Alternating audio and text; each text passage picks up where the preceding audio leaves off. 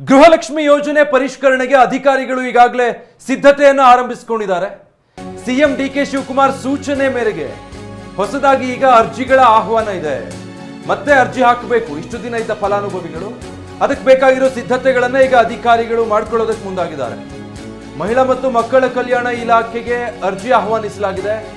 ಮತದಾನ ಹಕ್ಕನ್ನ ಖಾತ್ರಿಪಡಿಸಿಕೊಳ್ಳೋದಕ್ಕೆ ಸರ್ಕಾರ ಈ ಕ್ರಮಕ್ಕೆ ಮುಂದಾಗಿದೆ. ಜೊತೆಗೆ ಜಂಟಿ ಬ್ಯಾಂಕ್ ಖಾತೆ ಬದಲಿಗೆ ವೈಯಕ್ತಿಕ ಖಾತೆ ಅದರ ಮಾಹಿತಿಯನ್ನ ಸಂಗ್ರಹಿಸಲಿದ್ದಾರೆ ಅಧಿಕಾರಿಗಳು.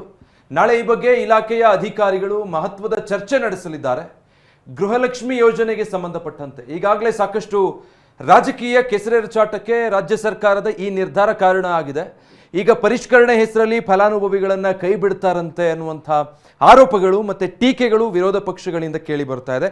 ಈ ಮಧ್ಯೆ ಅಧಿಕಾರಿಗಳು ಪರಿಷ್ಕರಣೆಗೆ ಸಿದ್ಧತೆ ಮಾಡ್ಕೊಳ್ತಿದ್ದಾರೆ.